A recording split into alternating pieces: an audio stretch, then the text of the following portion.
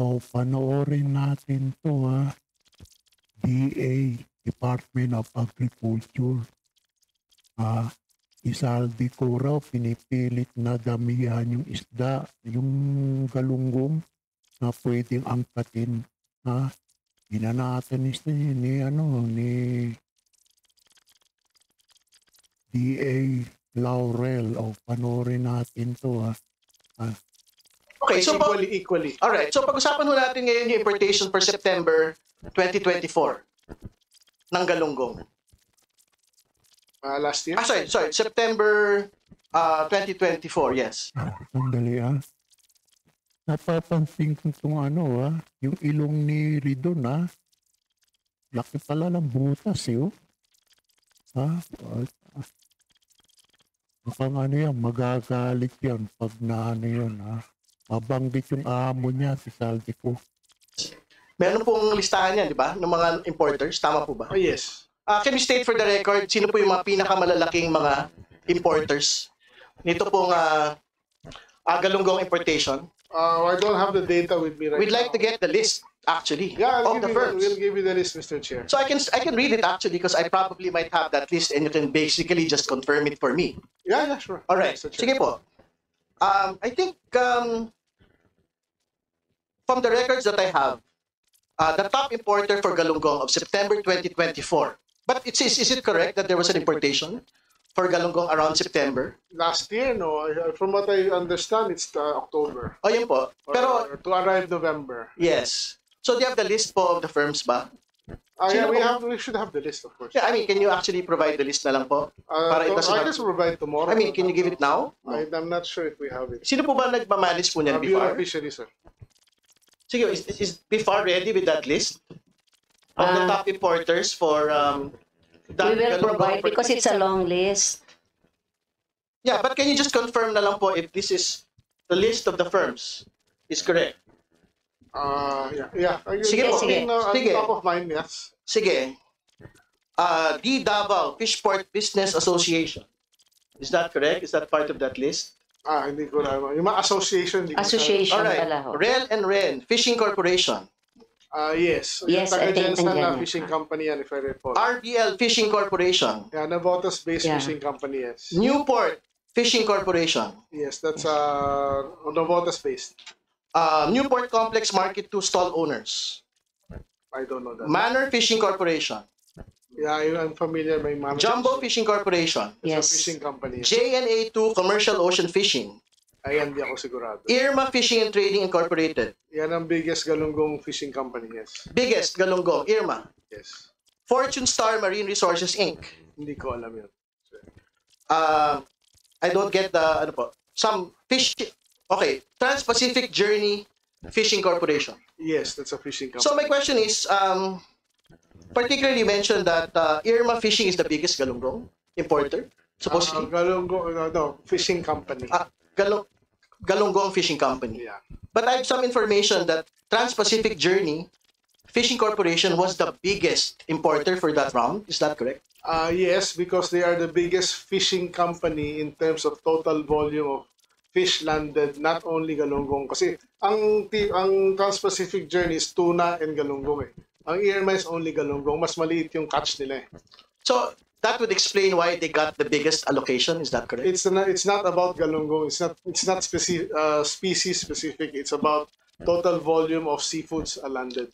All right. Can you state for the record who are the owners of this The TPJ? family of the Tiangcos. Mr. Chair. Congressman Toby Tiangco. Their family kasi ang kumpanya na yan was owned by their parents. Do you not find any conflict of interest, Mr. Secretary, that the Tiangcos are importing the largest fishing agalunggong for this round? Well, if you want me to really comment on that, I think they deserve what they are getting because they are the pinakamalaking nilaland talaga eh. This is very scientific and everything, so wala akong nakikitang issue. Well, I'm stating it for the record because Congressman Tiangco is actually a member of the Aquaculture and Fisheries Committee in the last Congress. Hindi ba? So you did not make conflicts of interest checks relating to this. Sa akin, I've been working in the industry for so long. Yung kumpanya nila is Their family has been in fishing for more than 60 years. So it is performance based, Mr. Chair. So technically, kung sino pinakamaraming land, recorded ng PFDA yan, ibabawi ng buwis yan, so they should get the biggest allocation. But in the several rounds that you had made importations for Galunggong, is it correct to say that this is only the first time that they were like the top importer? No. Or were they always the top importer? Well, during the time of President Duterte, I would have to say na marami doon sa listahan kaya hindi sila naging botas na overcome ng iba dahil marami ako nakitang problema sa mga landed reports ng that administrations before nung panahon na yon. Just give you an example. Ang inaalaw lang namin ngayon is lahat ng inunload sa na actual figure na inunload sa PFDA, fishery reports. Nung previous administration, bago ako pumasok, they were allowing unloading in private ports na kung sino lang maglista-lista. At ang rami kong tinanggal na listahan dahil maraming kalokohan. Sa totoo lang, nung panahon before my time, sa importation ng isda. And ayoko nang sabihin kasi meron din isang congressman na humingi sa akin ng maraming allocation at hindi ko pinagbigyan ng isda. At ang pangalan nun, Saldico. Naku, Saldico na naman. Anak ng mukha talagang pera, no? Ang tigas talaga ng mukha, no? Saldico, Pinipilit. Damihan yung isda, pwedeng angkatin. Tigas talaga ng mukha ng Saldico, At tinan mo yung mukha ni Rido, no? Nag-iba yung mukha, Kasi amo niya, Binanggit yung amo niya, O lalong lumaki yung butas ng ilong.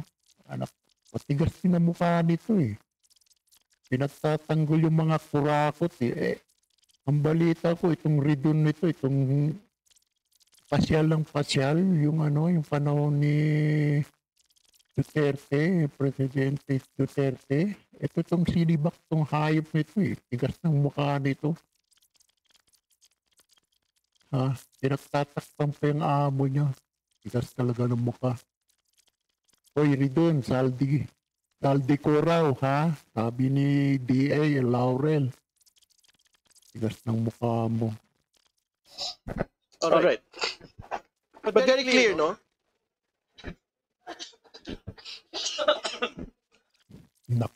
Maraming naubo, Pati ako,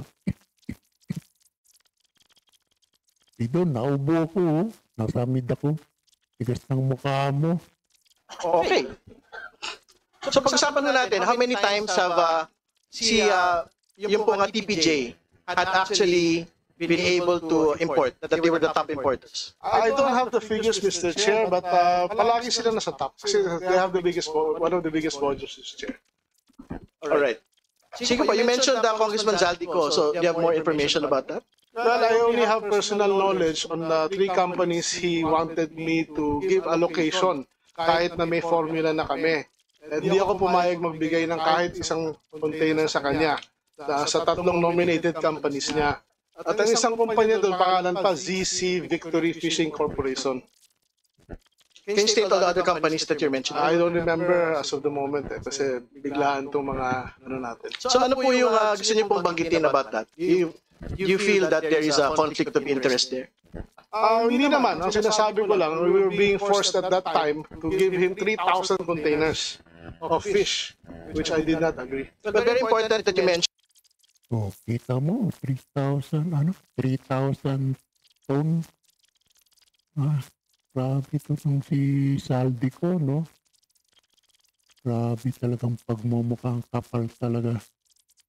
Saldico, umuwi ka na lang Pilipinas. Wala ka namang sakit, Libay mo lang yan, Tigas ng mukha mo.